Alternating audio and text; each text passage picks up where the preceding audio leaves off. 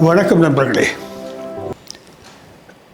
இன்றைக்கு உலகத்தில் ஏராளமான குழப்பங்கள், அரசியல் ரீதியான குழப்பங்கள், மத ரீதியான மோதல்கள், போர்கள் நடந்து கொண்டு தான் இருக்கின்றது. இவை அனைத்திற்கும் அடிப்படை காரணம் மனிதனுடைய மனங்கள் தான். யாரும் ஒரு நட்போடையோ சகோதரத்துவத்தோடையோ கைகுலுக்குவதற்கு சாத்தியப்படாத ஒரு சூழல் உருவாகி கொண்டே இருக்கிறது. அப்படி ஒரு நட்பு கொண்ட, ஒரு சகோதரத்துவம் கொண்ட ஒரு உலகத்தை படைக்க என்ன தேவை என்பது அடிப்படையான கேள்வியாகிறது. அரசியல் ரீதியான தீர்வுகள் எல்லாம் முழுமையான தீர்வுகளாக அமையவில்லை என்பது தான் நாம் காணும் ஒரு உலகமாக இருக்கிறது. எவ்வளோ திங்கர்ஸ் கொடுத்துருக்கிறாங்க. அதற்கான முயற்சிகள் எடுக்கப்பட்டால் அனைத்தும் தோல்வி அடைகின்றன. அது எதாலேயும் இந்த போரை நிறுத்த முடியல, இனவெறியை நிறுத்த முடியல, மதம் சார்ந்த தாக்குதல்களை நிறுத்த முடியாமல் இருக்குது. அதற்கு தீர்வு அப்படியானால் அதற்கு தீர்வு ஆன்மீக தளத்திலிருந்து வரக்கூடும் என்று தெரிகிறது. ஆன்மீக தளத்திலிருந்து அதற்கான முயற்சிகள் எடுக்கப்பட்டு தான் வந்திருக்கின்றன. அப்படி எடுக்கப்பட்டால் அது ஆன்மீகம் என்பது பல்வேறு விளக்கங்களுக்கு உட்பட்ட ஒரு விஷயமாக இருக்கிறது. அதை ஒரு நிறுவனப்படுத்தி நிர்வாகப்படுத்தி உலகெங்கிலும் அந்த சகோதரத்துவம் பரவ வேண்டும் என்று யோசித்த ஆன்மீகவாதிகள் கொஞ்சம் பேர் இருக்கிறாங்க. விவேகானந்தர் கூட அப்படிப்பட்டவர் தான் நான் சொல்லுவேன். அவர் இந்திய ஆன்மீகவாதியாக மட்டுமே நின்றிருந்தால் அவர் ஞானம் பெறுவதை பற்றி மட்டும்தான் பேசியிருப்பார். அவர் மேலை நாடுகளுக்கு சென்று பார்த்து வந்ததின் விளைவாக ராமகிருஷ்ணா மடம் என்ற ஒரு பிரம்மாண்டமான ஒரு அமைப்பானது தோன்றுகிறது. மக்களிடம் அவங்க எடுத்துகிட்டு போகிறாங்க. இப்படியாக விவேகானந்தர் தொடங்கினது பின்னால் அதுக்கு முன்னாலே பார்த்தோன்னா நம்ம வள்ளலார் ராமலிங்கர் கூட அதற்கான முயற்சி எடுத்திருக்கிறாரு. அதுக்கான சபை எல்லாம் உருவாக்கினார். ஆனால் அது பெரிய அளவுக்கு வெற்றி அடையலை என்று தெரியும். ஆக இம்மாதிரியான முயற்சிகளில் மிகப்பெரிய அளவில் ஒரு உலக அளவிலான மாபெரும் முயற்சியை எடுத்தவர் தான் அரவிந்தருடைய அன்னை மீரா அவர்கள். அன்னை மீராவை பற்றி நிறைய பேருக்கு தெரிஞ்சிருக்கலாம், தெரியாமலும் இருக்கலாம். நிறைய பேர் மீரா மீரா என்று அவரை அழைக்கிறார்கள். அவர் மீரா என்பது தான் சரியான அவருடைய பெயர், எம்ஐஆர்ஏ. அன்னை மீரா என்ன பண்ணுறாங்க, பல நாடுகளில் இருக்கக்கூடிய ஆன்மீக தேடல் கொண்டவர்களுக்கு அழைப்பு விடுக்கிறார்கள். நாம் அரவிந்தர் வாழ்ந்த பாண்டிச்சேரி பூமியிலே ஒரு புதிய உலகத்தை சமைக்க வேண்டியிருக்கிறது என்று அழைப்பு விடுக்கிறார்கள். இவர்களுடைய அழைப்புக்கு இணங்கி கிட்டத்தட்ட 124 நாடுகளிலிருந்து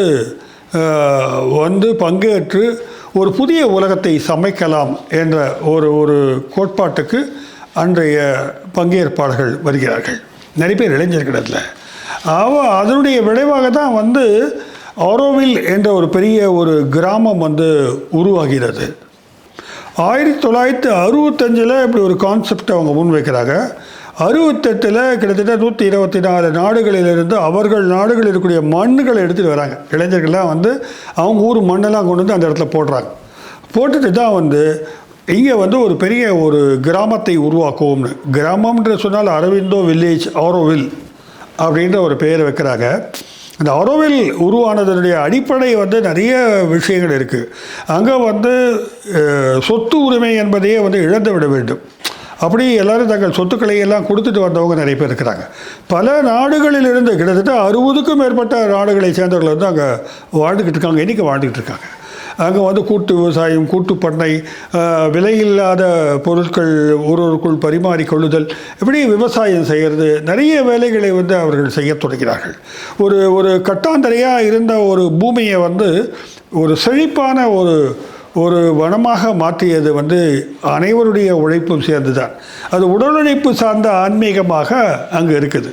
அங்கே இந்த மாதிரியான எந்த பேதங்களையும் பார்க்காமல் ஒரு ஒற்றுமையோடு வாழக்கூடிய ஒரு உலகிற்கே ஒரு மாடல் சொசைட்டியை கிரியேட் பண்ண தான் ஆரோவில் கிரியேட் பண்ணுறாங்க. ஆரோவில் இன்றைக்கு சில நெருக்கடிகளுக்கு உள்ளாயிருக்கிறது, சில சிதைவுகளுக்கு உள்ளாயிருக்கிறது என்று அறிய வருகிறோம். ஆனாலும் அன்னை அவர்கள் இதை உருவாக்கும் போது கிட்டத்தட்ட 3000க்கும் மேற்பட்ட நிரந்தர குடியிருப்பாளர்கள் அங்கே செட்டில் ஆகிறாங்க. அது உலகினுடைய மிகப்பெரிய ஒரு சமூகம், உலகிலேயே பலதரப்பட்ட மக்களை இணைத்த ஒரு மிகப்பெரிய சமூகமாக அது தொடங்கப்பட்டது என்பதுதான் வந்து ஒரு வரலாற்று ரீதியான செய்தியாகும். இதற்கிடையில் ஒரு தியான மண்டபம் கட்டணுன்றதை அன்னை விரும்பினாங்க. மாத்ரி மந்திர் அப்படின்னு பேர். மாத்ரி மந்திர் என்பது கிட்டத்தட்ட 37 ஆண்டுகளாக கட்டப்பட்டு முடிக்கப்பட்டதாகும். அது மேலே ஃபுல்லாக கோல்டு பிளேட்ஸ் இருக்குது. உள்ளுக்குள்ளே சூரிய ஒளி வருவது போல் சில ஏற்பாடுகள் செய்திருக்கிறார்கள். அதற்கான லென்ஸு கண்ணாடியில் வச்சுருக்காங்க. பிரம்மாண்டமான அமைப்பாக இருக்கிறது. ஒரு மனிதன் தன்னுடைய புற வயப்பட்ட அடையாளங்களை இழந்து தன் உணர்வை அறிகின்ற ஒரு மெடிடேஷனுக்கான சூழலை உருவாக்கணும்னு அன்னை நினைச்சாங்க. அதற்காக அறிவியல் துணை கொண்டு உருவாக்கப்பட்டது தான் மாத்ரி மந்திர். அங்கே போய் மெடிடேட் பண்ணுறதுக்கான நேரம் இருக்கிறது. அதுக்கான பர்மிஷன்லாம் அவங்க வந்து கேட்டு தான் வாங்கி போகணும். இப்படி ஒரு பெரிய ஒரு உலகளாவிய ஆன்மீக சமூகத்தை உருவாக்க முடியும் என்ற ஒரு சிந்தனையோடு வெளிப்பட்டவர் தான் வந்து அன்னை மீரா. அன்னை மீராவை பற்றி தான் இன்றைய காணொளியிலும் பேச போகிறோம். அவங்களுடைய ஒரு சாதனையாக ஆரோவில் சொல்லலாம். அவங்க தொடங்கி வச்சுட்டு போனாங்க, ஆனால் அது வந்து தொடரவில்லை என்பதுதான் நான் கவனிக்கிற விஷயமாக இருக்குது. அங்கே நிறைய பிரச்சனைகள் வந்தது. ஆரோவில் ஆக்ட்னே தனியாக ஒரு ஆக்ட் கொண்டு வந்து அதை கண்ட்ரோல் பண்ணிக்கிற கவர்மெண்ட்டு 8000 பேருக்கு மேலே உள்ள வேலை பார்க்குறாங்க. விவசாயிகள்லாம் வேலை பார்க்குறாங்க, நிலங்களை உழுது வேலை பார்க்குறாங்க. ஒரு மிகப்பெரிய அற்புதமான ஒரு உலகமாக உருவாக்கியிருக்கிறாங்க. ஆனால் அங்கேருந்து நிறைய க்ரியேட்டிவான ஆர்டிஸ்டெல்லாம் வெளில வந்திருக்கிறாங்க. ஆனால் இப்பொழுது காலம் செல்ல செல்ல தலைமுறைகள் மாறுகின்றன. அதற்கான அந்த ஆன்மீக எழுச்சியானது அங்கே இன்னும் இருக்கிறதா என்ற ஒரு கேள்வி எழுப்பப்படுகிறது. என்றாலும் கூட அந்த காலகட்டத்தில் அன்னை மீரா அவர்கள் இருந்த பொழுது அவருக்கு ஏராளமான ஒரு தெய்வீக சக்தி இருந்ததாக அனைவருமே நம்பினார்கள். அன்னை மீரா அவர்கள் வந்து அவர்களே சொல்லியிருக்கிறார்கள், அவர்கள் அரவிந்தருடைய ஒரு இணையான ஆன்மீக தோழர் என்று சொல்லலாம். அவங்க வந்து அரவிந்தர் வந்து சூப்பர் மைண்டுன்னு ஒரு கான்செப்டை சொல்லுவார். அதீத மனிதன், அதாவது இந்த உடம்பெல்லாம் விட்டுட்டு ஆன்மீக உலகத்துக்கு போகிறதை விட இந்த உலகத்தில் இந்த உடலில் இருக்கிற ஒவ்வொரு அணுக்களிலும் அந்த ஆன்மீகத்தை வந்து உணரச் செய்வது என்பதும் அதன் மூலமாக வந்து உடல் மூலமாகவே வந்து ஒரு பிரம்மாண்டமான ஒரு அதீத சக்தியை அடைய முடியும் என்றும் கூட அவர்கள் நம்பினார்கள். ஒரு வகையில் வந்து சொல்லப்போனால் அரவிந்தர் அப்படிப்பட்ட அனுபவத்தை பெறும்பொழுது அவர் உயிரோடு இல்லை. அன்னை மீரா அவர்கள் டிக்ளேர் பண்ணாங்க, எனக்கு வந்து அப்படிப்பட்ட ஒரு அனுபவமானது என் மீது இறங்கி இருக்கிறதுன்னு சொன்னாங்க. அவங்க வந்து ஒரு சக்தியினுடைய அவதாரமாகத்தான் வந்து அரவிந்தரை வந்து கருதி இருக்கிறார். இந்த ஆரோவில் நிறுவப்பட்ட மாத்ரி மந்திரில் 4 தூண்கள் நிறுவப்பட்டிருக்கின்றன. அந்த தூண்கள் எல்லாம் வந்து சக்திகளைத்தான் மகா காளியினுடைய குறியீடுகளாகத்தான் வந்து தெரியுது.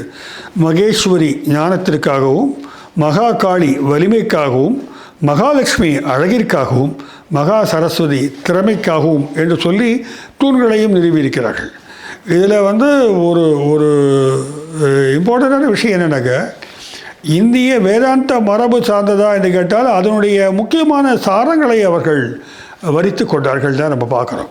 ஸோ அன்னை மீராவுடைய அந்த மகத்தான சக்தி என்பது இன்றளவிலும் வந்து அவர்களை வழிபடக்கூடிய, அவர்களை குருவாக நினைக்கக்கூடிய பலருக்கு வந்து பலனளிப்பதாக சொல்லி வருகிறார்கள். இந்த நிலையில் இவங்க மீரா யார், எங்கிருந்து வந்தாங்க, அவங்க எப்படி அரவிந்தரோடு சேர்ந்தாங்க, அவங்க முன்வைத்த தத்துவ விசாரங்கள் என்ன, அவர்களுக்கான அனுபவங்கள், ஆன்மீக அனுபவங்கள் என்ன என்பது குறித்து சுருக்கமாக சொல்வதற்கான காணொளி தான் இது. ஏனென்றால் அவர் குறித்து அதிகமாக வந்து பரவலாக அறியப்படவில்லை என்று கருதுகிறேன் நான். 1878 பிப்ரவரி 21 பாரிஸில் பிறந்தவர் தான் அன்னை மீரா அவர்கள். அவங்க அப்பா பேர் மோரிஸ் அல்ஃபாசா, இவங்க பேரே வந்து மீரா அல்ஃபாசான் தான் பேர். அம்மா பேர் வந்து மதில்தா இஸ்மாலூன் அப்படின்ற பேர். இவங்க சிறு வயதிலிருந்தே வந்து ஒரு விதமான ஆன்மீக பண்பு கொண்டவர்களாக இருந்திருக்கிறாங்க. பெண் குழந்தை அது தெரியாத கலை இல்லை, அவங்க வந்து இயற்கையை அவ்வளவு ரசிக்கிற ஒரு குழந்தையாக இருந்திருக்காங்க. இன்ஃபேக்ட் சொல்ல போனாக்கா அவங்க வந்து ஓவியத்திலும் வந்து சிறந்த ஈடுபாடு கொண்டவராக இருந்திருக்காங்க. கலையில் வந்து கலையில் பார்த்திங்கன்னா ஓவியம், இசை, இயற்கை ரசித்தல் போன்ற விஷயங்களில் குழந்தை மீராவினுடைய ஈடுபாடு அளப்பரியதாக இருந்திருக்கிறது. ஸ்கூல்லையே சில கட்டுரைகள் எழுதி கொடுக்க சொல்லும்பொழுது அவங்க எழுதிய விதம் வந்து அவங்களுடைய ஆன்மீகத்தன்மையை பிரதிபலிப்பதாக இருந்தது. இப்படியாக சின்ன வயசுலேயே மெடிடேஷனும் அவங்க வந்து ப்ராக்டிஸ் பண்ண ஆரம்பிச்சிட்டாங்க. எந்தவித கைட்லைனில் அவங்களே வந்து மெடிடேஷனுக்குள்ளே போயிடுவாங்க. அப்படி ஒரு ஆன்மீக பண்பு கொண்ட குழந்தையாகத்தான் மீரா இருந்திருக்கிறார்கள். அவங்க ஒரு பீரியடில் பார்த்தீங்கன்னாக்க இன்னும் கொஞ்சம் இந்த மந்திர சக்திகள் எல்லாம் பற்றி பேசுகின்ற காலமாக இருக்கிறது. அது தாந்திரிகம், மாந்திரிகம் போன்ற நம்ம ஊரில் சொல்கிறது போல் அங்கே அக்கல்ட் பவர் பற்றிலாம் நிறைய பரிசோதனைகள் பேசப்பட்டு வந்த காலம் அது. இவங்க அப்படிப்பட்ட ஒரு தேடலுக்கு கூட தன்னை வந்து உட்படுத்திக் கொள்கிறார்கள். பிற்காலத்தில் தியானத்தில் ஈடுபட்டு தன்னை வளர்த்து கொள்ளுகின்ற ஒரு ஆன்மீக குழந்தையாக இருந்தாங்க. அந்த தியானம் பற்றி பின்னால் குறிப்பிடும்போது சொல்கிறாங்க, நான் உடலை வந்து விட்டு வெளியில் போகிற அளவிற்கு என்னுடைய கான்ஷியஸ்னஸ் இருந்திருக்கின்றாங்க. சின்ன வயசுலேயே வந்து அவுட் ஆஃப் பாடி எக்ஸ்பீரியன்ஸ்லாம் அவங்களுக்கு கிடச்சிருக்கு.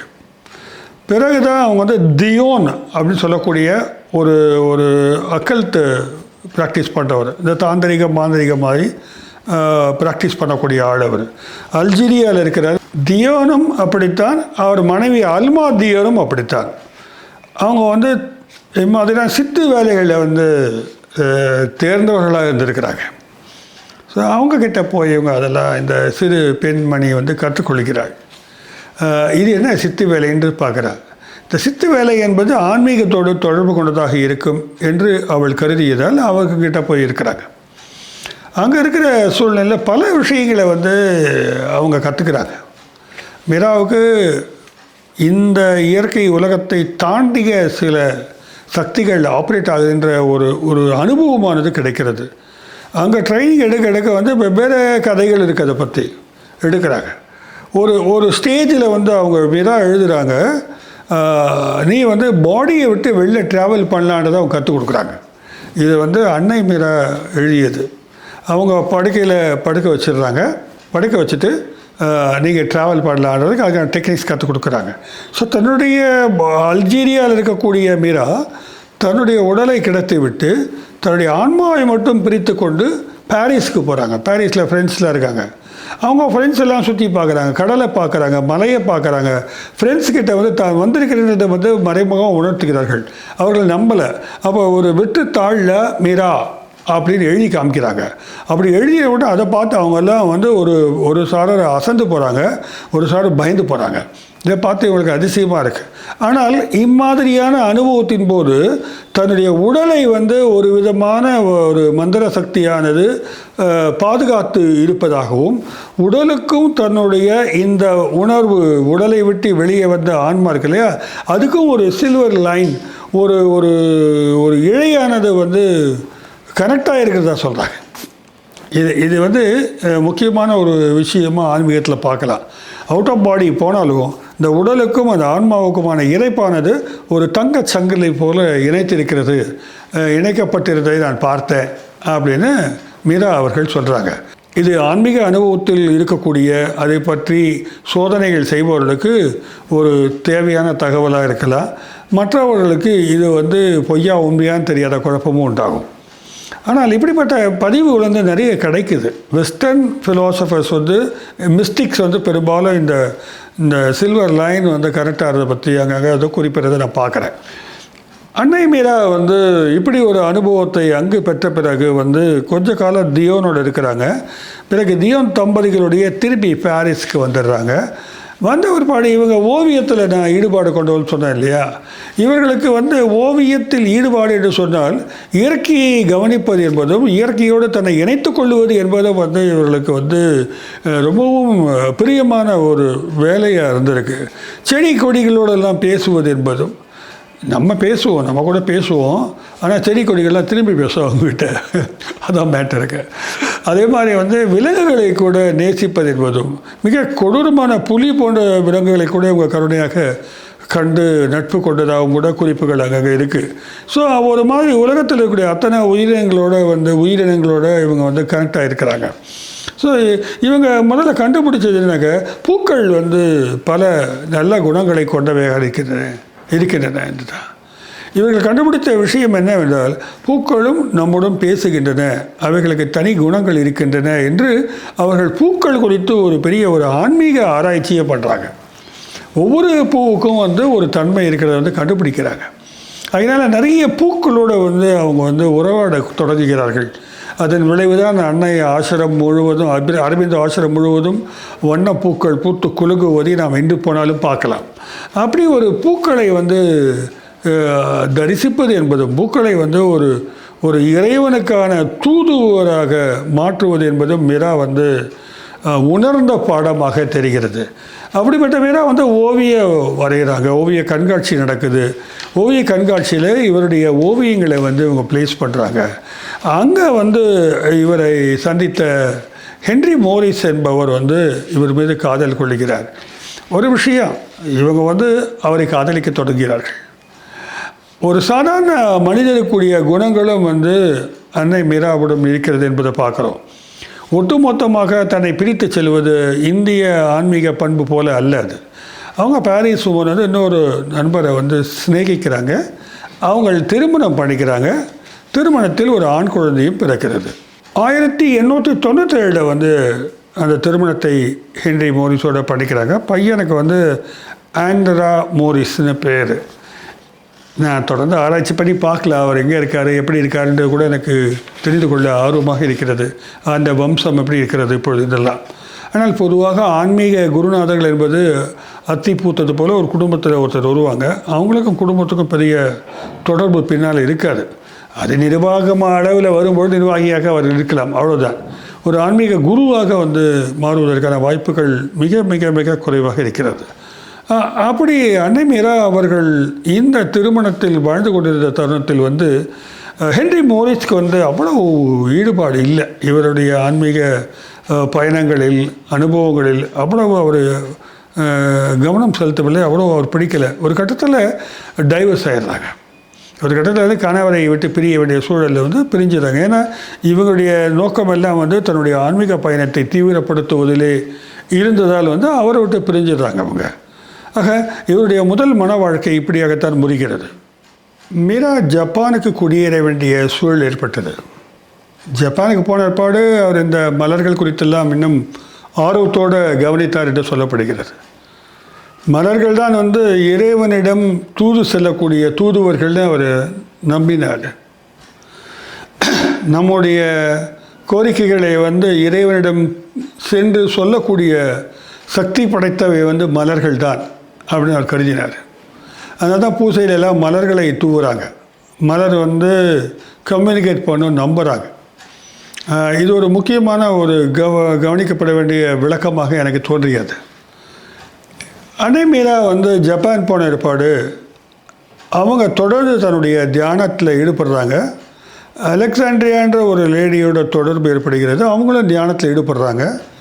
இவங்க கடுமையான ஒரு தியானத்தில் இருக்கும்போது ஒரு புலி வந்ததாகவும், இவர்கள் அதை கருணையுடன் நோக்கியதாகவும், பிறகு அது தன் தன்மையை மாற்றிக்கொண்டு திரும்பி போய்விட்டதாகவும் தகவல்கள்லாம் இருக்குது.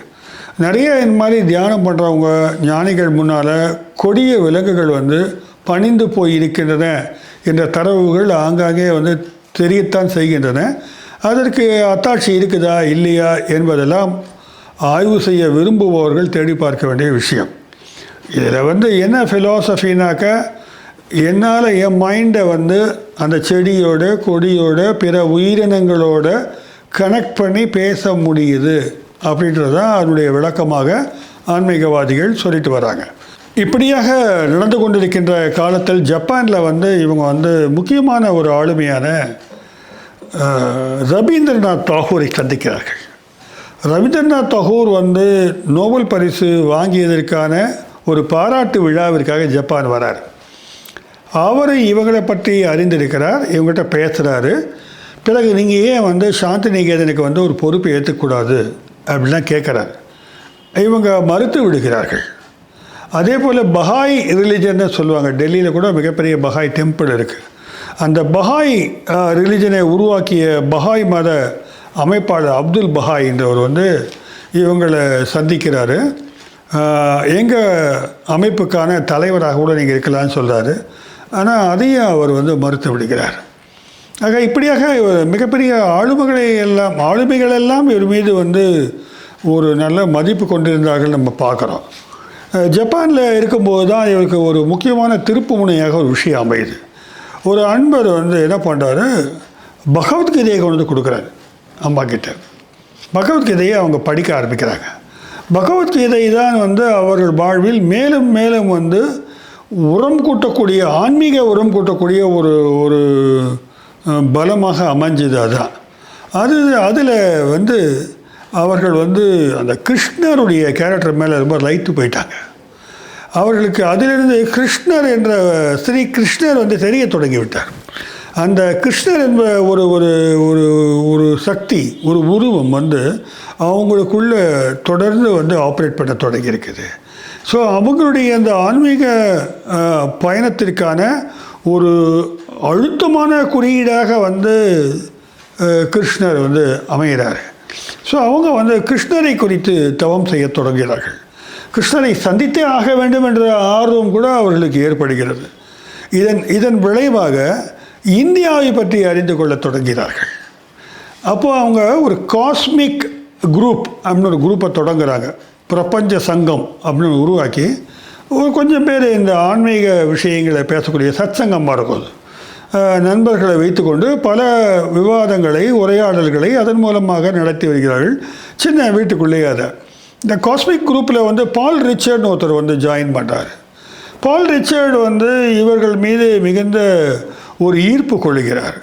அதன் காரணமாக அவங்கள கல்யாணம் பண்ணி கேட்குறாரு. இவங்களும் அவர் பிடித்து போகவே அக்ரி பண்ணிட்டு 2வது முறை பால் ரிச்சர்டை திருமணம் செய்து கொள்கிறாங்க. பால் ரிச்சர்ட் ஒரு ஃப்ரெஞ்ச் ஆஃபீஸர். அவர் இந்தியாவுக்கு அடிக்கடி வரக்கூடிய ஒரு வாய்ப்பு பெற்றிருந்தார். ஆக இவங்க என்ன பண்ணுறாங்க, இந்தியாவுக்கு போகிறீங்கன்னாக்க நான் ஒரு சிம்பல் கொடுக்குறேன், அது ஒரு யூத மத சிம்பல் அதுன்னு சொல்கிறாங்க. இந்த குறியீட்டிற்கான விளக்கம், ஆன்மீக விளக்கம் தேடி நான் அலைந்து கொண்டிருக்கிறேன். இதை இந்தியாவில் விளக்கக்கூடிய சரியான ஒரு குரு யாராக இருக்காங்களா பாருங்கள், கேட்டு தெரிஞ்சுட்டு வாங்கன்றார். அவர் பாண்டிச்சேரிக்கு வர்றார். அப்போ ஃப்ரெஞ்சு கவர்னன்ஸ் பாண்டிச்சேரியில் நடக்குது. வந்தவருக்கு அரவிந்தரை பற்றி தெரிய வருகிறது. அரவிந்தர் அப்போ வெல் ஆர்கனைஸ்டு மடத்தை உருவாக்கலை, அரவிந்த் ஆசிரம்லாம் உருவாக்கலை. சக ஆன்மீக தோழர்களோடு அவர் தியான நிலையில் இருக்கிறார். அவர் ஒரு புரட்சியாளராக சிறையில் இருந்தவர் நமக்கு தெரியும். விவேகானந்தருடைய ஒரு தோற்றம், காட்சி தோற்றமும் வழிகாட்டுதலும் அவரை ஆன்மீக தளத்திற்கு மாற்றி விட்டது என்பதும் நம்ம அறிவோம். அப்போ அவருடைய ஃபிலாசபி என்பது சூப்பர் மைண்டு பற்றியதாக இருந்தது. ஒரு அதீத மனநிலைக்கு செல்ல வேண்டும். அந்த லெவல்லேருந்து ஹியூமன் ரிலேஷன்ஸில் நாம் அன்பை பரப்ப முடியும், நட்பை பரப்ப முடியும், நேசத்தை விதைக்க முடியும்ன்ற ஒரு தன்மை அவர் நினைச்சார். அவர் அதற்கான ஒரு ஆன்மீக எழுச்சிக்கான தியானங்களை அவர் இன்டகிரேட்டட் யோகான்னு சொல்லுவாங்க, ஒருங்கிணைந்த யோக முறைன்னு. அந்த யோக முறையை புதிதாக முறையில் அவர் உருவாக்குறாரு. அதுக்கான முயற்சியில் ஈடுபட்டுக்கிட்டு இருக்கிற அரவிந்தருடைய தெளிவான விளக்கங்கள் பலரை ஈர்த்து வந்த காலகட்டம் அது. அவரிடம் சென்று இவர் கேட்குறாரு, இம்மாதிரி இதனுடைய அர்த்தம் என்னன்னு கேட்குறாரு. அதனுடைய அர்த்தத்தை ஆன்மீக அர்த்தத்தை அது மலர்ந்த தாமரையாக இருக்கிறது என்பதும், இன்றைக்கு கூட அந்த தாமரை என்பது மிக முக்கியமான ஒரு ஆன்மீக குறியீடாக அரவிந்த ஆசிரமத்தினுடைய குறியீடை பார்க்குறோம். அது எப்படி ஒரு ஆன்மீகத்தன்மை கொண்டது என்பதை அரவிந்தர் விளக்குகிறார். அந்த விளக்கத்தை கொண்டு மீரா கிட்ட சொல்கிறார். மீரா கிட்ட சொன்ன உடனே அவங்க அசந்து போகிறாங்க. இதுக்கு இப்படிப்பட்ட ஒரு ஆன்மீக விளக்கம் இருக்கிறதா என்று ரொம்பவும் அவங்க அரவிந்தர் என்ற ஒரு மகான் மீது ஈர்ப்பு கொள்கிறார்கள். அதன் காரணமாக என்ன நடக்குதுனாக்க இந்திய தத்துவ விசாரத்தை வந்து மேற்கொள்ளுகிறார்கள். இங்கேருந்து அரவிந்தர் கடிதம் போடுறது, அரவிந்தர் விளக்க கடிதம் போடுவார். அரவிந்தர் வந்து மிகப்பெரிய படித்தவர். அவருடைய டாக்குமெண்ட்ஸ், அவருடைய எழுத்துக்கள், கிரியேட்டிவ் ரைட்டிங், சாவித்திரிலாம் வந்து ஒரு கிளாசிக்கல் ரைட்டிங். அதெல்லாம் அவருடைய ஆங்கிலம் வந்து ரொம்ப கடினமான ஆங்கிலமாக இருக்கும். அவ்வளோ சிறப்பாக எழுதக்கூடியவர் அவர். ஸோ அவர் தொடர்ந்து கடிதங்கள் எழுதுகிறார். இருவருக்கும் இடையிலான கடித போக்குவரத்து என்பது ஆன்மீக தளத்தில் வந்து ஒரு ஆழமான பிடிப்பை வந்து மீராவிற்கு ஏற்படுத்தியது. அதன் விளைவாக அவங்க என்ன நினைக்கிறாங்க, ஒன்று வந்து கிருஷ்ணர் மீதான ஒரு பெரிய ஈடுபாடு வந்து விட்டது. கிருஷ்ணர் தோற்றம் என்பதும் அந்த ஆன்மீகத்தில் பல்வேறு விதமான எக்ஸ்பீரியன்ஸும் அவங்களுக்கு கிடைக்குது. இன்னொரு புறம் வந்து அரவிந்தருடைய இந்த விளக்கங்களும் அவரை பற்றி அறிய வந்த விஷயங்களும் கண்டிப்பாக அவரை போய் பார்க்க வேண்டும், நமக்கு ஒரு ஆன்மீக குருவாக அவர் இருப்பார் என்ற நம்பிக்கையில் வந்து என்ன பண்ணுறாரு, அடுத்து வந்து இவர் வந்து பால் ரிச்சரோட கிளம்பி நேராக வந்துடுறார். எங்கே வர்றாரு, பாண்டிச்சேரிக்கு வர்றார். அதே கப்பலில் வராங்க. கப்பலில் வந்து இலங்கையில் இறங்கி இலங்கையிலேருந்து ராமேஸ்வரம் வந்து ராமேஸ்வரத்துலேருந்து ட்ரெயினில் வராங்க. அவங்க ட்ரெயினில் வரும்போது அவங்களுக்கு சில அனுபவங்கள், ஆன்மீக அனுபவங்கள் வந்து சித்தி அடைகின்றன. ஜன்னல் வழியாக பார்த்துட்டே வராங்க. அப்போது வந்து பார்த்தா ஒரு மிகப்பெரிய ஒளி தூண் ஒன்று தெரிகிறது. அந்த வயக்காட்டிலேருந்து அவங்க கண் முன்னால் நிற்கிது. அது முன்னால் அது நடுவில் கிருஷ்ணர் இருக்கிறார். அந்த ஒளி தூண் தெரிகிறது என்பது கூட நான் வந்து ரெஃபரன்ஸ், நம்ம ஏற்கனவே ஒரு அம்மா வந்து சிவனை கண்டதாக புத்தகம் போட்டிருக்காங்க. அவங்க செங்கல்பட்டு பக்கத்தில் ஒரு தன் வீட்டையே சிவன் கோயிலாக மாற்றி வந்து வழிபட்டு வருகிறார்கள். அவர்கள் இம்மாதிரியான ஒளி தூணை வந்து கண்டதாக ஒரு நூல் எழுதியிருக்கிறார்கள். அவங்க வந்து மானசரோவர், கைலாஷ்க்கு போய் அதை கண்ட அனுபவத்தை சொல்கிறார்கள்.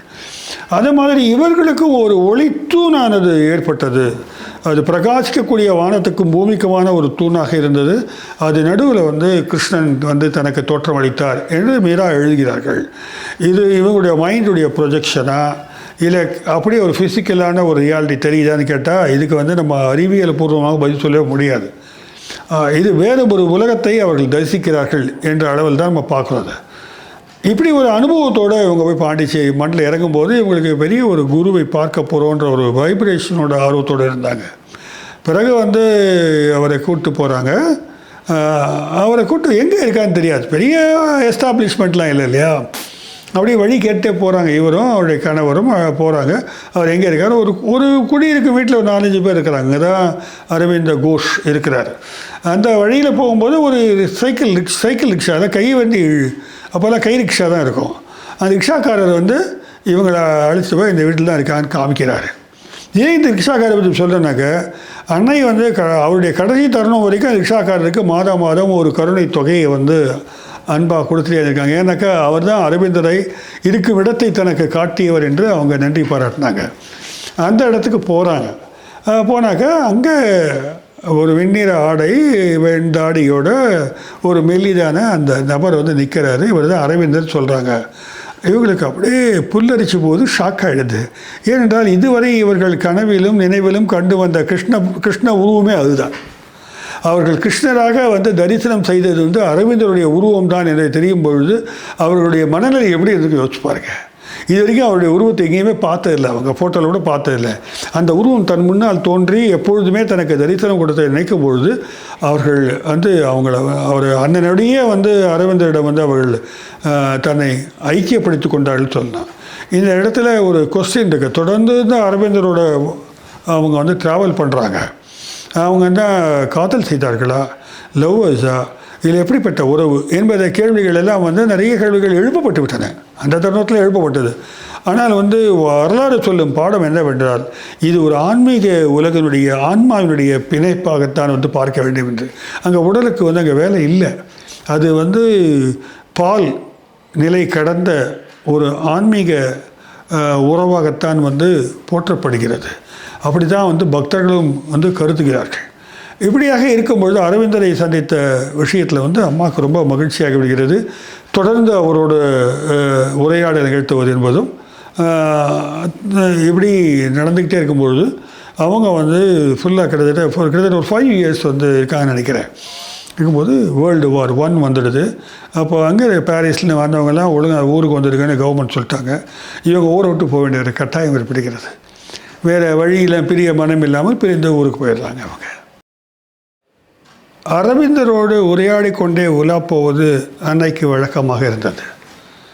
இந்த உரையாடல் ஆன்மீகம் குறித்தது தான் என்பது சொல்லி தெரிய வேண்டியதில்லை. அவங்க நம்ம யோகம் என்பது என்ன அப்படின்னு கேட்குறாங்க. அவர் சொல்கிறார், சும்மா ஒரு தனி மனிதன் அடைகின்ற ஞானம் அல்ல அது. அது ஒட்டுமொத்த சமூகத்தின் நலனுக்கான ஒரு அனுபவமாக இருக்கணும் அப்படின்னு நினைக்கிறார். அப்போது இது இந்த மனசு, பிராணன், உடல், மனம், பிராணன், உடல், இந்த மூன்றையும் ஐக்கியப்படுத்தி இறைநிலையோடு தொடர்பு கொள்ளுகின்ற ஒரு அனுபவம் அப்படின்னு சொல்கிறார் அவர். அப்படி சொல்லும்பொழுது வழக்கப்படி தான் அது அகங்காரத்தில் இல்லாமல் இருப்போம், நம்ம இழந்து இருப்போம். ஆனால் ஒரு புதிய உலகத்திற்குள் பிரவேசம் செய்வோன்னு தான் சொல்கிறார் அவர். ஒரு இன்டகிரேஷன் இதுக்கு தான் வருது. இந்த பாடி இஸ் கிவன் இம்பார்ட்டன்ஸ். அப்போ இந்த பாடியை எப்படி ஒவ்வொரு அணுக்களிலும் இந்த ஆன்ம சக்தியை செலுத்தி அதை எப்படி மாற்ற முடியும். இந்த உடலையே மாற்றம் செய்கின்ற ஒரு ஒளியாக மாற்றுகின்றன்னு வச்சுக்கலாம் நம்ம. அந்த அளவிற்கு அவர் ஒரு குறிப்புகளையும் விளக்கங்களையும் கொடுக்கும்போது அன்னைக்கு சரியான குருவை நாம் கண்டடைந்து விட்டோம் அப்படின்ட்டு தோணுது. அவங்க இன்னும் கூட கேட்குறாங்க, எல்லாராலேயும் தியானம் செய்ய முடியுமா, யோகம் செய்ய முடியுமா? அதற்கு அவர் சொல்கிற பதில் வழக்கமாக சொல்வது தான், அப்படி எல்லாரெல்லாம் பண்ணுற மாதிரி தெரில. அதுக்கு அவனன்றி அவன் தாழ் பணிய முடியாது. ஒருத்தனுக்கு விருப்பமே இல்லாமல் கூட இருக்கும் யோகத்திலேயோ தியானத்திலேயோ. ஆனால் அது இறையினுடைய நோக்கமாக இருந்தால் கண்டிப்பாக அவன் தான் இறை பாதையை தேர்ந்தெடுப்பான் அப்படின்னு சொல்கிறார். என்னதான் முட்டி மோதினாலே சில பேருக்கு அது சித்தியாகாது என்பதையும் அவர் குறிப்பிடுகிறார். அப்புறம் அன்னை மேலே கேட்குறாங்க, காம உணர்வுகளை எப்படி இந்த இடத்துல கையாளுவதுன்னு கேட்குறாங்க. இந்த கேள்விக்கு பதில் சொல்லும் பொழுது கண்டிப்பாக காமம் என்பது ஒரு பெரிய எனர்ஜி.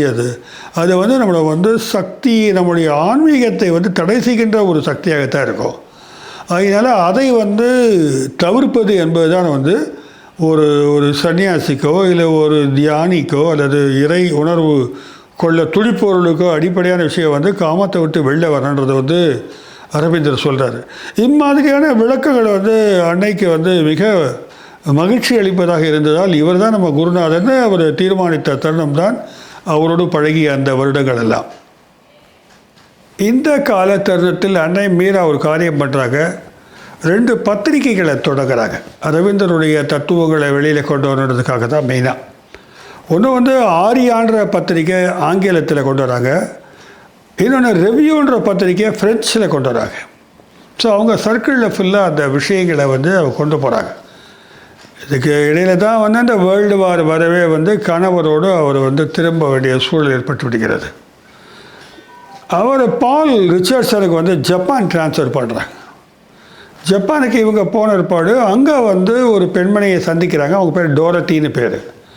அவர்களும் ஆன்மீகத்தில் ஈடுபாடு கொண்டவர்களாக இருப்பதால் தியான பயிற்சியில் ஈடுபடுறாங்க. அரவிந்தரை பற்றி கேள்விப்படும்போது இருவருமே மீண்டும் பாண்டிச்சேரிக்கு வரணும்னு ஆசைப்படுறாங்க. அப்படி ஒரு வாய்ப்பானது மீண்டும் கிடைக்கிறது.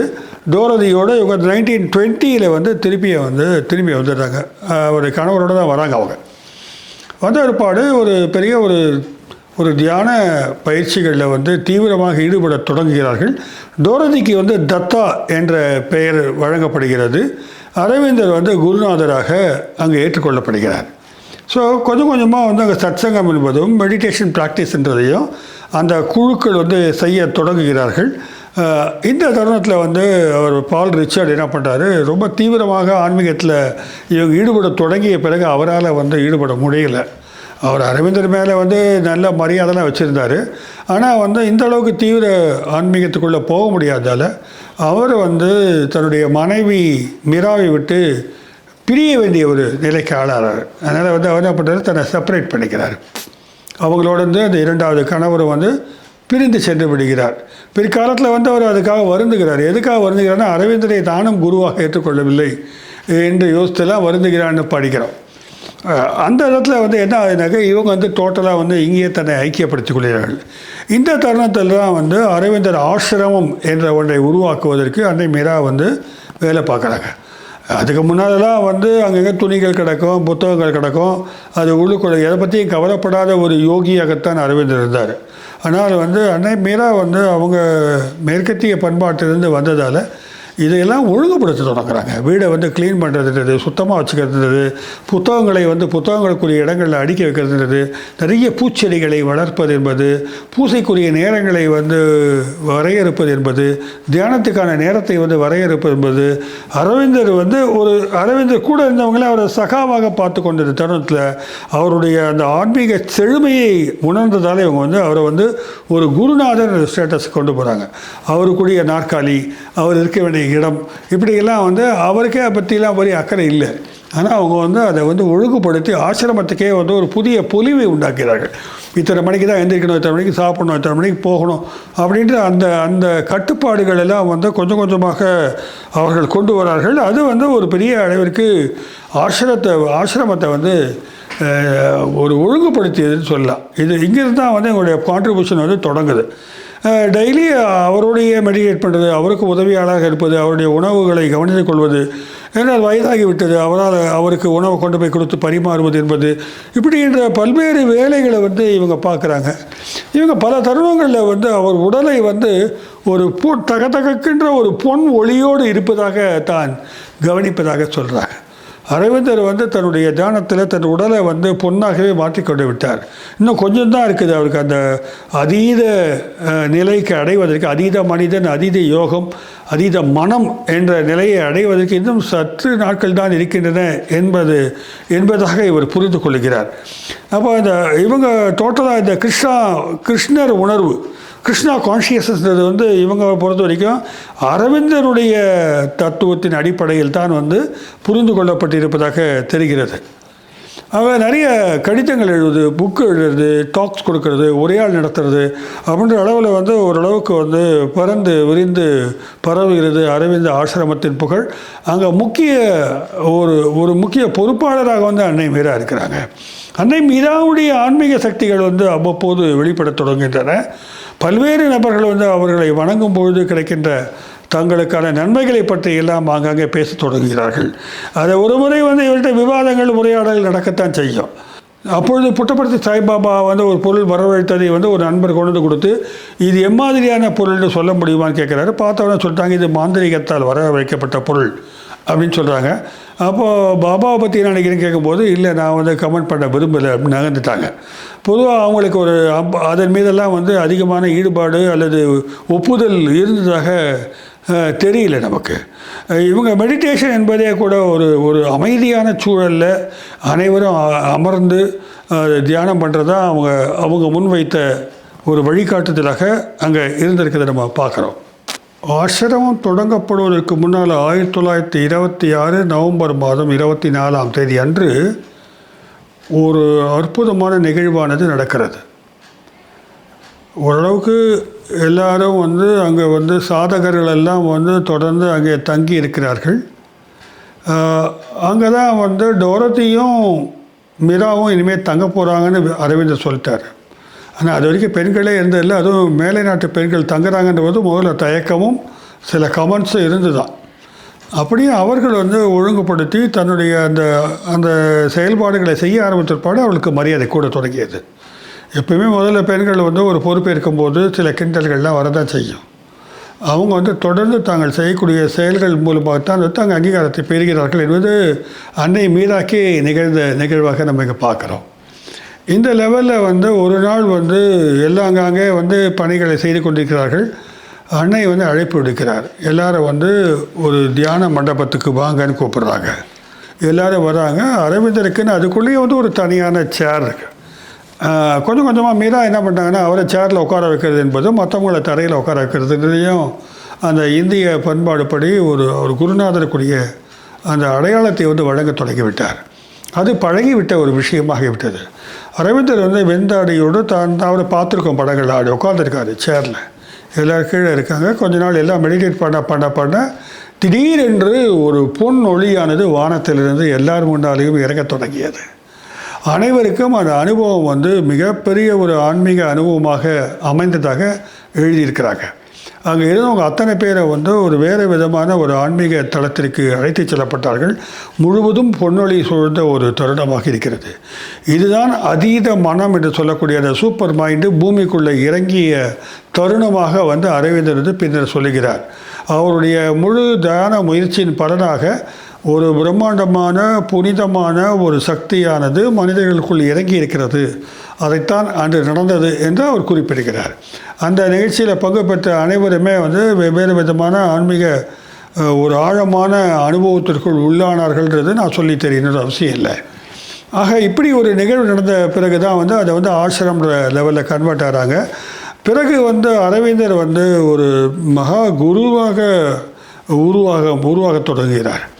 அவருக்கு ரூம்ஸ் எல்லாம் மேலே போட்டுருவாங்க, தனியாக ரூம் போட்டுருவாங்க. ஏனென்றால் அவர் வந்து தொடர்ந்து வந்து இந்த சூப்பர் மைண்ட் என்ற விஷயத்தை வந்து இன்னும் ஸ்திரப்படுத்த வேண்டிய தேவை இருக்கிறது, பரவலாக்க வேண்டிய தேவை இருப்பதால் அது தியானத்தின் மூலமாக, ஆழ்ந்த தியானத்தின் மூலமாகத்தான் மட்டும் செய்ய முடியும். அவருக்கு எந்த டிஸ்டர்பன்ஸும் வரக்கூடாது. குறிப்பாக இந்த ஆர்கனைசேஷனல் இஷ்யூஸ் எதுவும் அவர் காதுகளுக்கு வரக்கூடாதுன்னு அன்னை வந்து முடிவு பண்ணுறாங்க. அதனால் அவருக்கு தனியாக வந்து ஒரு ரூம் போடுறாங்க, தனியாக அவர் தங்கிறதுக்கான இடம். அவர் எந்த நேரமும் வந்து மெடிடேஷனில் இருக்கிற ஒரு சூழல் உண்டாகிறது. அதனால் என்ன ஆகுதுனாக்கா, ஏதாவது சொல்லனாக்கா அன்னை தான் போய் சொல்லிட்டு வருவாங்க. அந்த டைரக்ட் தொடர்பு என்பது அவ்வளோவாக இல்லை என்பது தான் அங்கே தெரியுது.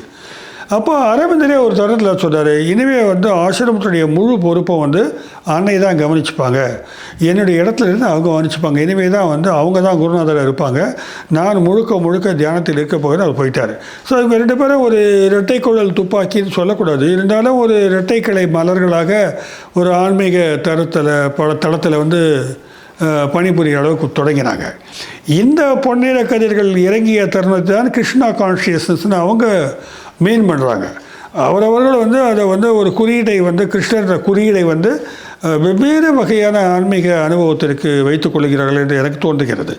இப்படியாகத்தான் வந்து முழுமையாக அரவிந்த ஆசிரமத்தினுடைய எல்லா செயல்பாடுகளுக்கும் பொறுப்பேற்க வேண்டிய ஒரு பொறுப்பிற்கு வந்து ஆளானவர் வந்து அன்னை மீரா அவர்கள் தொடர்ந்து தியானம் செய்வது என்பதும் அவர்கள் ஆன்மீக அனுபவங்களை வந்து பெறுவது என்பதும் பிறருக்கு அதை கடத்துவது என்பதும் கூட நிகழத் தொடங்கிவிட்டது. அதுக்கு பின்னால் அவர்கள் மிக வயதாக தொடங்கினார்கள் என்றாலும் அவங்கள வந்து தரிசனம் பண்ணுவதற்காக நிறைய பேர் வர தொடங்கினார்கள்.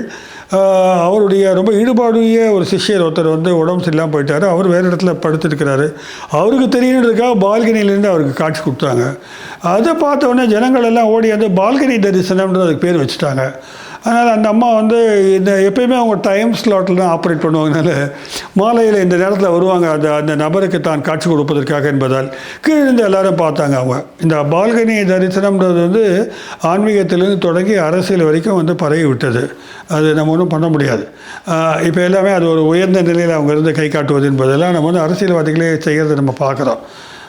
ஆக இப்படியாக அவர்களுடைய நிலை என்பது வந்து ஆசிரமத்தில் ஒரு ஒரு ஒரு பல்வேறு உலகத்தின் பல்வேறு பகுதிகளில் இருக்கிறவங்களை ஈர்க்கிற அளவுக்கு ஆயிடுச்சு. ஏன்னா தொடர்ந்து பத்திரிகைகள் பரவ தொடங்கின. அவருடைய லெட்டர்ஸ் பதிவானது ஆங்கிலத்திலும் ஃப்ரெஞ்சிலும் நிறைய கடிதங்கள் போக தொடங்கியது.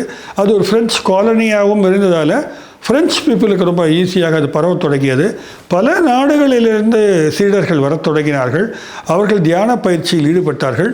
இப்படியாக வந்து ஒரு ஆன்மீக பரவலாக்கம் வந்து அன்னையின் மூலமாக உலகெங்கிலும் இருக்கக்கூடியவர்களுக்கு வந்து நடந்தது என்று தான் நம்ம இங்கே பார்க்குறோம். அரவிந்தர் மற்றும் அன்னையின் அடிப்படை நோக்கம் வந்து இந்த சூப்ரா மென்டல் டிரான்ஸ்ஃபர்மேஷன்,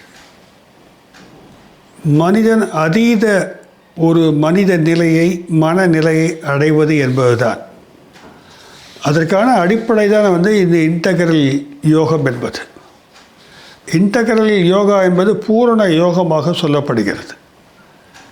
இதனுடைய அடிப்படையான விஷயம் என்னன்னாக்க, ஏதோ ஒரு தனி வாழ்க்கையாக ஒதுங்கிக்கிட்டு இந்த உலக வாழ்க்கையை நிராகரித்து விட்டு இறைவனோடு ஐக்கியப்படுவது என்பது அல்ல.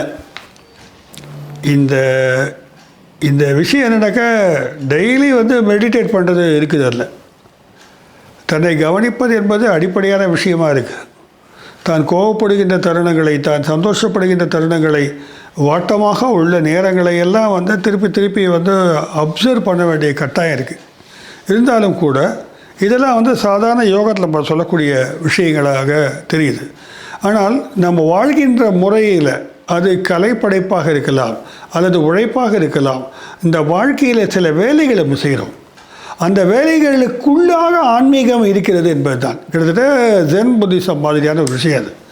ஸோ எவ்வளவு நேர்த்தியாக அந்த வேலையை மட்டுமே நாம் வந்து ஒரு கர்மயோகம் என்று கூட நாம் அதை எடுத்துக்கொள்ளலாம். அதை எவ்வளவு அழகாக செய்கிறோம், அதை எவ்வளவு ஈடுபாடோடு செய்கிறோம், அதில் நாம் அகங்காரம் கொள்ளாத அளவிற்கு எப்படி அதை செயல்படுத்துகிறோம் என்ற விஷயங்களை வந்து அவர்கள் வந்து இதில் வந்து வலியுறுத்துகிறாங்க. அப்போ வந்து part and parcel of life ஸ்டைலோடு சேர்ந்தது தான் இந்த மெடிடேஷன். இவங்களுடைய மெடிடேஷன்றது வந்து ஏதோ தனியாக போய் செய்கிற விஷயம் இல்லை.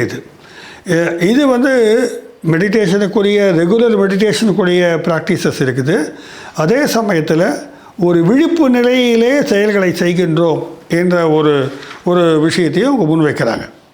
இதில் 3 அடிப்படையான விஷயம் இருக்குது. ஒரு ஆஸ்பிரேஷன் வேணும், அதாவது என்னென்னா ஒரு ஆன்மீக தேடல் வேணும், ஒரு ஏக்கம் வேணும். நமக்கு இது வேணுன்ற ஏக்கம் இருந்தால் தான் முதல்ல சாத்தியப்படும்.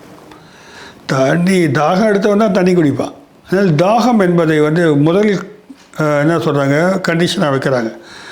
2வது பார்த்திங்கனாக்கா ரிஜெக்ஷன், தேவையற்றவற்றை நிராகரித்தல். இந்த தேடி தேடி போய் பொருளை அடையாமல் வந்து முடிஞ்ச வரைக்கும் வந்து எளிமையான வாழ்க்கைக்கான குறியீடாக தெரியுது. 3வது வந்து டோட்டல் சரணாகதி. இது சரணாகதி என்பது நாம் எதுவுமே இல்லை நமக்குன்ற அளவில் அந்த இறையோடு வந்து நாம் வந்து சரணாகதி அடைகின்ற ஒரு விஷயம். 3 அடிப்படையாக இருக்கணும். இது தவிர வந்து தினசரி வாழ்க்கை முறையை எப்படி பயிற்சி எடுக்கலாம்லாம் பல்வேறு விளக்கங்கள் கொடுத்துருக்குறாங்க. அது ஒரு விதத்தில் பக்தியாகவும் போகுது, ஒரு பக்கம் வந்து தியானமாகவும் போகுது. காலையில் 10லேருந்து ஒரு 15 நிமிஷம் உட்காந்துக்கிட்டு மனதை வந்து அமைதிப்படுத்துங்கள் என்பதை வந்து எல்லாருமே சொல்லிகிட்டு இருக்காங்க. ஆக இந்த ரொட்டீனான விஷயங்களோட வேலை செய்யும்பொழுது அது எப்படி நம்ம வந்து அதை முழுமையாக ஒரு ஈடுபாடோடு செய்கிறோன்றதுலையும் இன்டெக்ரல் யோகா இருக்கதாக இவங்க சொல்கிறாங்க. நாம் ஏற்கனவே அரவிந்தருடைய இந்த இன்டெக்ரல் யோகா அதீத மனம் பற்றி ஒரு பெரிய காணொளி போட்டிருக்கோம். அதில் இந்த தத்துவங்களெல்லாம் விளக்கி இருக்கிறோம். விளக்கம் தேவைப்படுபவர்களும் அதை பார்த்துக்கலாம். இதில் ஒரே விஷயம் என்னக்க, இந்த உடலை வந்து நீங்கள் வந்து ஒரு மெட்டமார்பிசஸ் மாதிரி மாற்றிக்கலான்னு தான். இந்த உடலோடு வந்து உங்களுக்கு வந்து அந்த தியானம் வந்து அந்த முக்தி நிலை சாத்தியமாகும் என்பது தான் வந்து என்னுடைய புரிதலாக இருக்கிறது. இது எப்படி செய்ய முடியுன்றத கொஸ்டின் வந்து சாதாரண பரப்பிலிருந்து கேட்டு பிரயோஜனம் இல்லை. அவங்க வந்து அதை சாத்தியம் நம்புகிறாங்க. ஒவ்வொரு அணுக்களிலும் வந்து இதை வந்து செலுத்த முடியும், இந்த ஆன்மீக உணர்வை வந்து ஏற்ற முடியும்னு நினைக்கிறாங்க. அப்போது பல்வேறு சித்துக்கள் வந்து சாத்தியமாக பார்க்குறாங்க. மிரா வந்து எப்படின்னாக்க, அவங்க ஏற்கனவே வந்து மேற்கத்திய மரபில் அக்கல்டிசம்லாம் பழகி இருக்கிறாங்க. அந்த டெக்னிக்ஸ் எல்லாம் தெரிஞ்சிருக்கிறாங்க. பிரபஞ்ச வெளியில் இருக்கக்கூடிய பல்வேறு சக்திகளோடு வந்து கை கோர்த்து அல்லது அவைகளை வந்து இயக்கக்கூடிய அளவுக்கு வந்து நுணுக்கங்களை எல்லாம் வந்து அவர்கள் அறிந்து வந்திருக்கிறார்கள். 2வது மேற்கத்திய வாழ்க்கை முறை. இது எதுக்குமே பழக்கம் இல்லாதவர் தான் வந்து அரவிந்தர். அரவிந்தர் வந்து அம்மாதிரி யோசிக்கலை. மேலை நாட்டில் படித்தாலும் அவர் யோசிக்கலை அவர். ஆனால் இவங்க 2 பேரும் இணையும் போது என்ன ஆகுதுனாக்க, ஒரு மகத்தான ஒரு ஆன்மீக சக்திக்குரிய ஒரு ஆளும் அதை மக்களுக்கு எடுத்து செல்ல வேண்டிய, முறைப்படி எடுத்து செல்ல வேண்டிய ஒரு செயல்பாட்டாளரும் இணைந்த போது அது பரவலாக வந்து உலகத்தில் பல பேரை வந்து ஈர்க்க தொடங்கியது. அப்போ பாண்டிச்சேரி என்ற ஒரு இடமே வந்து ஒரு மகத்தான சக்தி வாய்ந்த ஒரு ஆன்மீக ஸ்தலமாக மாறிவிட்டது. ஆனால் அரவிந்தர் என்ன பண்ணுறாரு, இப்போ தான் வந்து சாவித்திரி நூல் எழுதுறாரு. அது வால்யூமினஸ், அது அதிகமான வால்யூம்ஸ் எழுதக்கூடிய ஒரு புக்கு, 24 வால்யூம்னு நினைக்கிறேன். ஆங்கிலத்தில் அவர் பொழிகிறார் ஒரு பக்கம். அவர் எல்லாருமே என்னன்னாக்கா எழுதுகிறாங்க, பதிவு செய்கிறாங்க. பெரும்பாலும் வந்து ஆங்கிலத்தில் இருக்கிறதுனால வந்து மேலை நாட்டிலிருந்து நிறைய பேர் வராங்க. அப்போது விஷயம் என்னன்னாக்கா, உடல் உணர்வு அழியாமை, இதுதான் வந்து அடிப்படை. இந்த உடலும் அழியாது, உணர்வும் அழியாது, ரெண்டும் வந்து கிட்டத்தட்ட செல்லுலார் கான்ஷியஸ்னஸ் அப்படின்ற வார்த்தையை வந்து அவங்க பயன்படுத்துகிறாங்க. ஒவ்வொரு செல்லுக்குடியும் வந்து இந்த கான்ஷியஸ்னஸ் வந்து பரவி விடுகிறது. இதற்கான இன்டெக்ரல் எஜுகேஷன் கொடுக்கணுன்றது தான் அன்னையுடைய வேலையாக இருக்குது. இவங்களுடைய பல்வேறு புத்தகங்கள் வந்து நிறைய புத்தகங்கள் எழுதியிருக்கிறாங்க. இன்றைக்கு வந்து அதை வந்து வாசித்து அதனால் ஈர்க்கப்படுபவர்கள் இருக்கத்தான் செய்கிறார்கள். அன்னையை பொறுத்த வரைக்கும் அவங்கள டிவைன் மதர்னு சொல்ல ஆரம்பித்தாங்க. ஏனென்றால் வந்து பிரபஞ்ச சக்தியின் பிரசன்னமாக அவர்கள் கருதப்பட்டார்கள். அவர்களை வழிபடுவதன் மூலமாக மாபெரும் பிரபஞ்சத்தோடு நாம் ஐக்கியமாக முடியும் என்று மக்கள் கருதினார்கள். அதற்கான சம்பவங்களும் நடைபெற்றன. அப்போது இப்படி ஒரு பாண்டிச்சேரியில் வந்து இருந்த காலகட்டத்தில் வந்து அரவிந்தர் வந்து மறைந்து போகிறார். அவர் உடல்நிலை பாதிக்கப்படுகிறது. ஒரு கட்டத்தில் வந்து அவர் வந்து ஏற்கனவே முடிவு பண்ணிட்டார், நான் இந்த ஊரை விட்டு இந்த உலகத்தை விட்டு போக வேண்டிய தருணம் வந்து விட்டது என்பதை வந்து ஞானிகளுக்கு சொல்லி தர வேண்டுமா என்ன? அவர்கள் அறிந்து விடுகிறார்கள். அவர் வந்து முழுக்க தான் வந்து இனி வந்து இதுக்கு அடுத்த கட்டமாக, அதுதான் விஷயம் நான் பார்க்குறேன், அடுத்த கட்டமான மேல்நிலை என்பது ஆன்மாவிற்கு இந்த உடலில் சாத்தியப்படாது என்று அரவிந்தர் கருதியதாக ஒரு குறிப்பு படித்தேன். இந்த உடலோடு தான் அதை அடைய முடியும் என்று சொல்லி கொண்டிருந்தாலும் இந்த உடலை விட்டு பிரிந்து தான் அந்த நிலைக்கு செல்ல வேண்டிய ஒரு சூழல் இருக்கிறது. அவர் வந்து மறித்து விடுகிறார். அரவிந்தர் மறித்து விட்டது என்பது ஒரு மாபெரும் துக்கமாக அங்கு கருதப்பட்டது. அன்னை இருக்கிறாங்க, வேதனைப்படுறாங்க. பிறகு அவருடைய அந்த ஆசிரமத்துக்குள்ளேயே அவருக்குரிய அந்த சமாதியானது வந்து இன்றைக்கு வந்து நிறைய பேர் போய் இங்கே மெடிடேட் பண்ணுறோம். அமைதியாக அங்கே பேசவே கூடாது, உள்ளே போனால் பேச்சே வேணாம். இதுதான் ஆன்மீகம். கம்முன்னு அமைதியாக இருங்கள் என்பது தான். நிறைய பேர் வந்து சில பேர் பிரார்த்தனை பண்ணுவாங்களா இருக்கும், தங்களுக்கு அதை கூட அரவிந்தா இதை கூட அரவிந்தான்னு சொல்லலாம். இதனால் அன்னையை பொறுத்த வரைக்கும் நிறைய அந்த நோய் தீர்க்கும் விஷயங்கள்லாம் நடந்திருக்கிறது. அதனால் அவரை வந்து வழிபாடு செய்வது என்பது சாத்தியமானது. இப்படியாக அங்கே வந்து ஒரு மிக அழகான ஒரு நேர்த்தியாக உருவாக்கப்பட்ட ஒரு அவருடைய சமாதி அங்கே இருக்குது. இன்றைக்கும் பாண்டிச்சேரி போகிறவங்க வந்து கடலை பார்க்குறாங்க இல்லையோ, அன்னை சமாதியையும் அவருடைய சமாதியும் பார்க்காம வருதில்லை. இதற்கிடையே 1956 பிப்ரவரி 29 அவங்க சொல்கிறாங்க, ஒரு தியானத்தில் இருக்கும்போது நான் பிரம்மாண்டமான தங்க உருவமாக மாறிவிட்டதை வந்து உணர்ந்தேன். என் முன்னால் மிகப்பெரிய தங்க கதவு ஒன்று இருந்தது. அதை உடைத்து திறந்தால் அரவிந்தர் இருக்கிறாரு. நீ இங்கே வர வேண்டிய நேரம் வந்து விட்டதுன்னு சொல்கிறாரு. அதற்கு முன்னால் இந்த மண்ணில் நான் சில விஷயங்களை செய்ய விரும்புகிறேன். அவங்க ஆசிரம் ஆரோவில் தொடங்குறாங்க. ஆரோவில் வந்து கிட்டத்தட்ட 11,000 ஏக்கர் நிலப்பரப்பில் உருவாக்கப்பட்டது. அவங்க வந்து மனிதர்கள் அனைவரும் வந்து எந்தவித பாகுபாடும் என்று அன்பின் அடிப்படையிலே இணைவது என்பதுதான் அவர்கள் காட்டிய அந்த யோக பயிற்சியினுடைய முடிவாக இருக்கணும்னு அவங்க நினைக்கிறாங்க. அதுக்காக தான் அதை உருவாக்கினாங்க. அவங்க சொல்கிறாங்க, புவியின் இந்த பரிணாம வளர்ச்சியில் வந்து மனுஷன்தான் கடைசி நிலைன்றதில்லை. மனுஷனுக்கு அடுத்து ஒரு அதீத மனிதன், நாஸ்டிக் பீயிங்ஸ் சொல்வார் அரவிந்தோ, அதீத மனிதன் வரப்போகிறார். தேவர்கள் வந்து இங்கே வந்து மனிதர்களாகத்தான் அவதரிப்பார்கள். இந்த பூமியானது வந்து வேறு மாதிரி மாறிடும் அப்போது அப்படின்னு ஒரு பெரிய ஆன்மீகம் சார்ந்த நம்பிக்கையை வந்து வைக்கிறாங்க அவங்க. அப்படி ஒரு நம்பிக்கை என்று சொல்வதை விட அது அவங்களுடைய விஷனாக அது இருந்திருக்கிறது. அவங்களுடைய பார்வையில் வந்து அம்மாதிரி தென்பட்டு இருக்கிறது. இவர்களை ஃபாலோ பண்ணவங்க நிறைய பேர் இருந்திருக்கிறாங்க. யோகி ராம் சுரத்குமாரும் இவர்களால் மிகவும் கவரப்பட்டவர். நேரு, இந்திரா காந்தி, பாரதியார், ராஜேந்திர பிரசாத், கரண் சிங், லால் பகதூர் எல்லோரும் வந்து அன்னை பணிந்து சென்றிருக்கிறார்கள். இவர்களை வந்து வழிபட்டிருக்கிறாங்கன்னு நமக்கு தெரியும். பொதுவாக நம்ம ஊரில் ஆன்மீக குருநாதர்களுக்கு இம்மாதிரியான பணிகள் நடப்பது என்பது சாதாரண விஷயம்தான். இப்படியாக அன்னைக்கு கிட்டத்தட்ட 95 வயதாகிவிட்டது. அவருடைய பால்கனி தரிசனம் கூட குறைய தொடங்கிவிட்டது. அதிகமான நேரம் நிற்க முடியல. ஆனால் அவங்க வந்து ரொம்ப நேர்த்தியான ஆடை அணிதல், ஒரு டிசிப்ளின்டு லைஃப்பை வந்து அவங்க லீட் பண்ணாங்க. அதுதான் அவங்க வந்து மற்றவங்களுக்கு சொல்லிக் கொடுத்தாங்கன்னு நான் பார்க்குறேன். 1973 நவம்பர் 17 இந்த நிலையில் அன்னையருடைய உயிர் வந்து உடலை விட்டு பிரிந்து விட்டது. அவ்வளோதான். அவர்களுடைய உடல் வந்து 2 நாளைக்கு வந்து வச்சுருந்தாங்க பக்தர்கள்லாம் வந்து மரியாதை செலுத்துவதற்காக.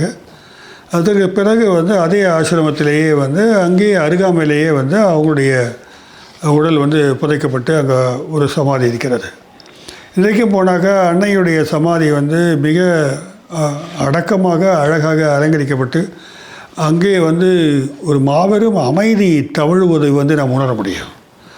அங்கே மெடிடேஷனில் உட்காந்தா போதும் ஓரளவுக்கு எல்லாருக்குமே தன்னாலே மெடிடேஷன் வரக்கூடிய அளவிற்கான ஒரு ஆன்ம சக்தி நிறைந்த இருப்பதை நமக்கு பார்க்குறோம். இன்ஃபேக்ட் சொல்லப்போனால் அரவிந்தர் இறந்த பிற்பாடு அவருடைய உருவம் வந்து அவர் அறையில் நடமாடுவது போல கண்டதாக பலர் வந்து சொல்லியிருக்கிறாங்க. இப்படியாக இதை எப்படி கணிப்பது என்று எனக்கு தெரியவில்லை. இருந்தாலும் இதையெல்லாம் நாம் கேள்விப்படும் தகவல்களாக இருக்கின்றன. ஆக மொத்தத்தில் வந்து இந்தியாவில் வந்து ஒரு புரட்சி செய்து இந்த நாட்டை பிரிட்டிஷ்காரங்கிட்ட பிடுங்கன்னு நினச்ச அரவிந்தர் வந்து ஒரு ஆன்மீக எழுச்சி பெற்று அது தமிழகத்தில் வந்து தங்கி வங்காளத்தை சேர்ந்தவர் உலக நாடுகளில் இருக்கக்கூடிய பல நாடுகளுக்கு வரவழைச்சு அதில் குறிப்பாக அன்னை மீராவை வந்து தன்னுடைய ஆன்மீக வாரிசாக மாற்றி அவர்களுடைய சக்தியுமத்துடன் இணைந்து ஒரு பெரிய ஆரோவில் என்ற ஒரு பெரிய கான்செப்டை நான் பார்க்குறேன். அம்மாதிரியான எப்படி அது ஒரு சமத்துவ சமூகம், அது அப்படிப்பட்ட ஒரு சமூகத்தை உருவாக்கி சொத்துக்களையெல்லாம் கொடுத்துட்டு வந்திருக்கிறாங்க. அவங்க அப்படி வந்து அவங்க ஒரு ப்ராஜெக்டை வந்து ஒர்க் அவுட் பண்ணி பார்த்துருக்குறாங்க. இது வந்து ஆன்மீகத்தையும் இந்த உலக வாழ்க்கையும் கைகோர்க்கின்ற ஒரு தத்துவ நிலைப்பாடாக இருக்கிறது. இந்த வகையிலே இந்த மண்ணுக்கு மட்டுமல்ல உலகிற்கே ஒரு புதிய ஒளியை கொடுத்தவர் அன்னை மீரா என்பதில் எந்தவித சந்தேகமும் இல்லை. நன்றி, வணக்கம்.